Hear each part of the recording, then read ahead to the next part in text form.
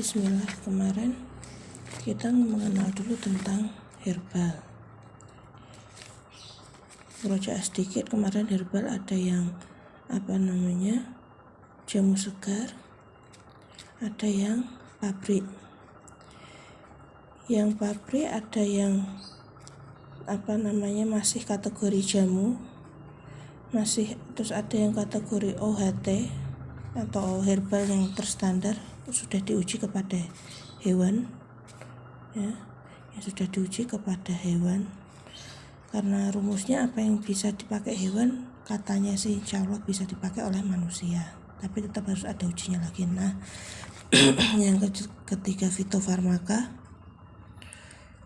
Yang fitofarmaka ini yang sudah hewan, udah diuji hewan dan juga manusia. Lalu bentuknya herbal bentuknya ada yang ekstrak, ada yang simplicia. Kemarin sudah saya jelaskan, ekstrak ini adalah hanya sarinya saja sehingga komposisinya lebih banyak untuk satu kapsul atau satu sendoknya. Sedangkan simplicia ini adalah murni bahan dari herbal, diolah menjadi serbuk atau menjadi cair gitu ya. Jadi mungkin satu ruas herbal itu juga hanya menjadi 1 sendok serbuk. Dan lalu apa berarti simplicia ini tidak baik? Tidak juga.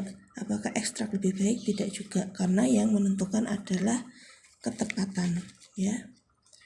Ketepatan herbal dari dosis, racian, sinergi, semuanya. Dan ini tentunya perlu seorang ahli. Lalu sekarang apa bedanya dengan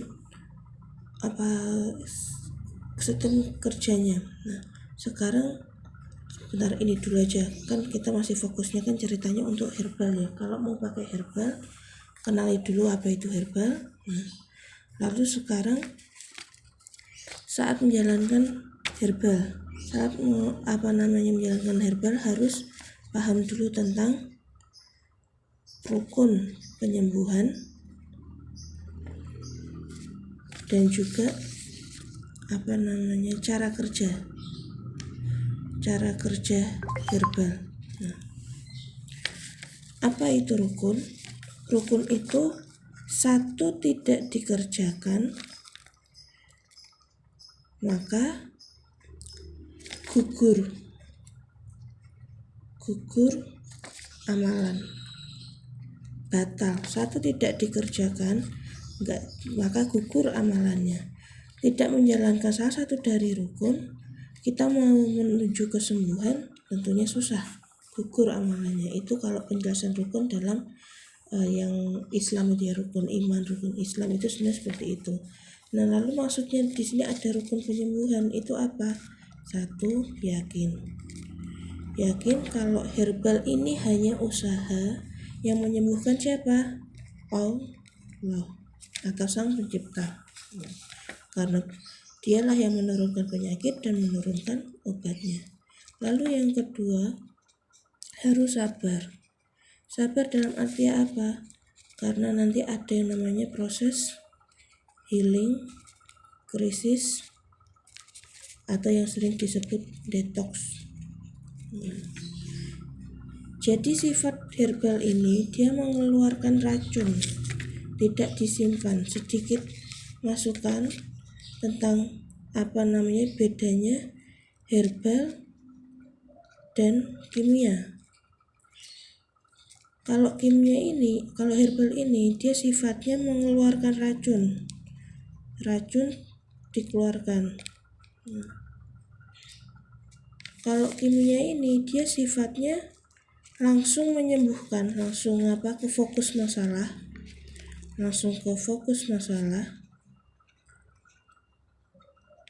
yang menghasilkan sembuh.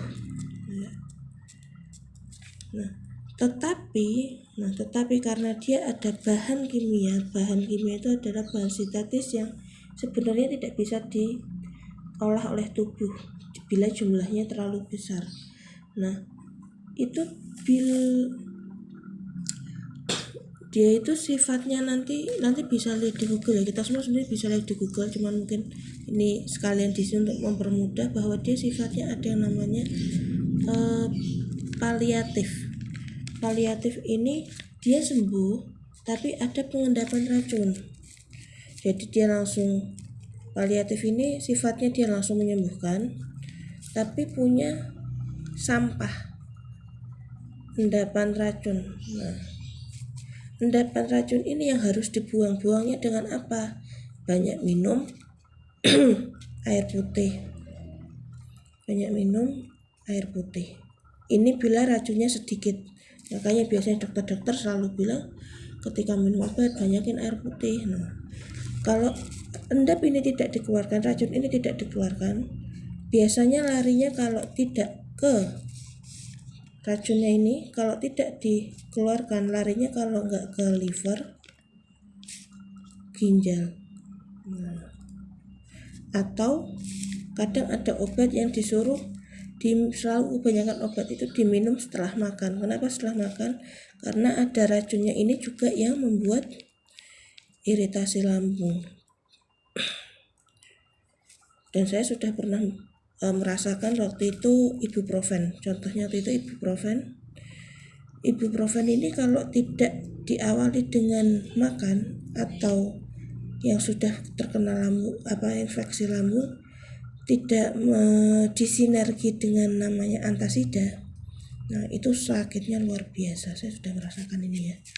Padahal hanya ibuprofen itu kan obat warungan banyak ya, tapi ternyata bila tidak dikonsumsi setelah makan dan sebelum makan itu harus ada antasida dulu, itu malah tambah membuat sakit lambung. Padahal itu niatnya minum ibuprofen untuk nyeri yang lainnya, bukan nyeri lambung.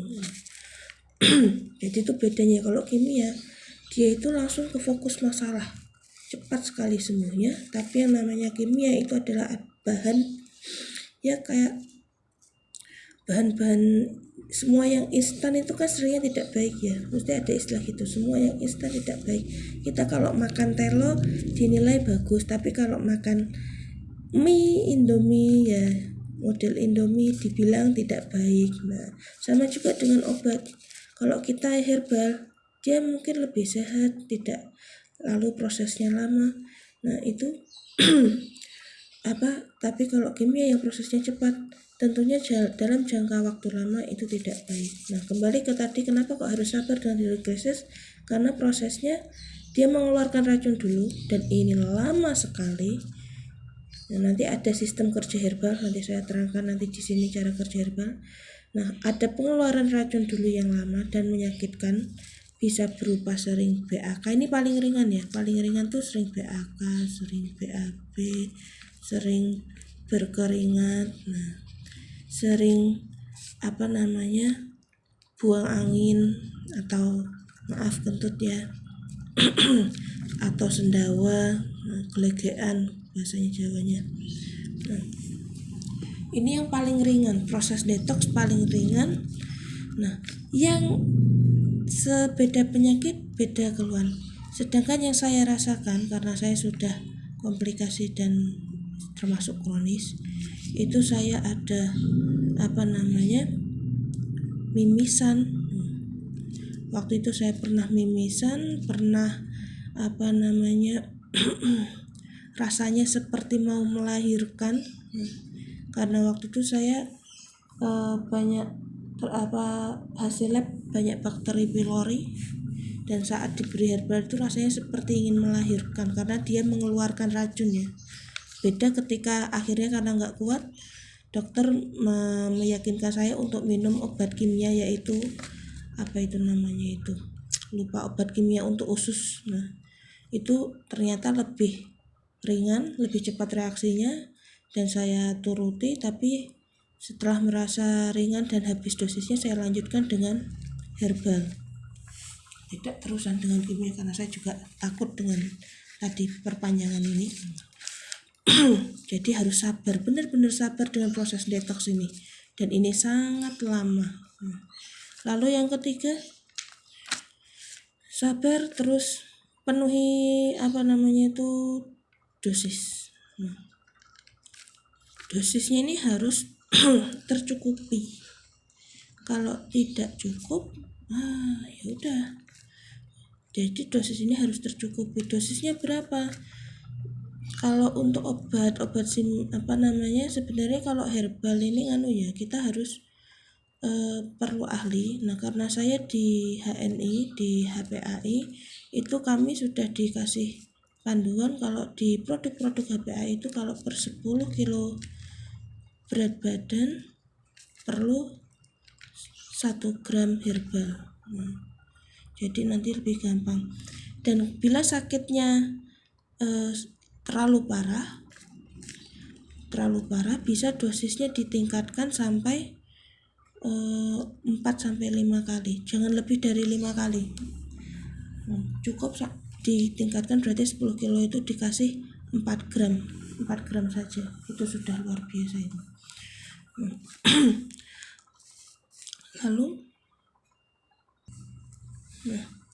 Lalu dosisnya harus cukup ya. Dosisnya harus cukup. Jadi kok aku minum herbal kok tidak sembuh-sembuh, seringnya dosisnya tidak cukup. Karena dosis yang biasa dituliskan di botol ya, ada di botol ada tulisannya 3x1, dewasa, anak 3,5 kali ya gitu ya. Nah ini yang tertera di botol. Jadi yang tertera di botol itu adalah dosis orang normal seringnya. Orang normal dalam artian tidak terlalu parah sakitnya, atau usianya itu yang remaja ke dewasa, karena dosis anak kecil dengan dosis anak balita dan dosis orang tua lansia itu berbeda. Dan normal juga dalam arti berat badannya normal, tidak terlalu kurus, tidak gemuk. Jadi rata-rata kan orang dewasa yang badannya biasa aja langsing itu kan kisaran 50-60, sehingga dosisnya cukup kurang lebih 1 kapsul yang isinya kadang 5 gram, 6 gram, jadi sekitar segitu. Tapi untuk yang berat badannya lebih, yang 70-80, itu tentunya perlu dosis yang lebih banyak lagi. Nah, lalu yang keempat adalah continue atau terus menerus. Nah, nanti saya jelaskan cara kerja herbal. Cara kerja herbal ini totalnya kurang lebih paling cepat orang yang tidak terlalu sakit ya, orang yang tidak parah, itu 1 tahun. Nah, ini paling cepat orang yang tidak parah 1 tahun. Rata-rata lebih dari itu. Ibu saya kemarin sudah cerita tentang ibu saya yang kanker. Ibu saya ini tidak punya riwayat sakit terlalu banyak, hanya kurang air putih, ginjal. Lalu qadarullah tahun 2019 kena kanker. Ini pengobatan herbal dengan Sinse saat itu ya, saya sudah cerita itu pakainya Sinse. Dia kategorinya Simplicia, tapi racikannya insya Allah sudah tepat karena dengan ahlinya dokter Cina. Ini prosesnya aja 1 tahun 7 bulan.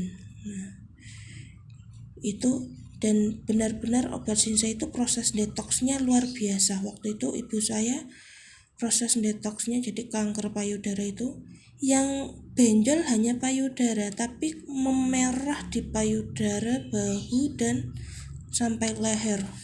Dan itu benar-benar melihatnya membuat kami para anak ketakutan ya, ada perasaan tidak enak, perasaan sedih.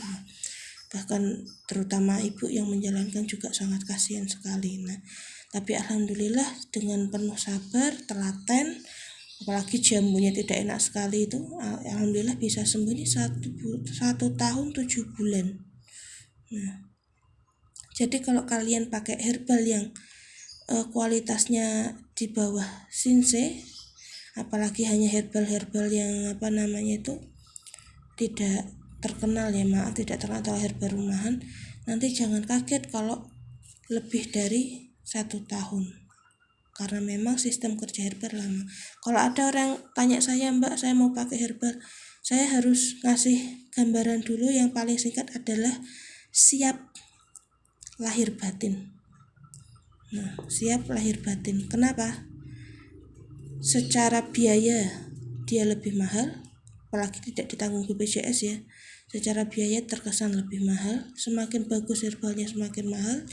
Dan tadi ini siap batin karena nanti ada proses detox yang tergantung penyakitnya. Kalau masih sakit biasa akut itu hanya kayak gini-gini aja, ringan sekali, tapi tetap tidak nyaman ya, sering-sering tetap tidak nyaman, dikit-dikit buang air, dikit-dikit kentut, malu. Nah, dan prosesnya pun lama,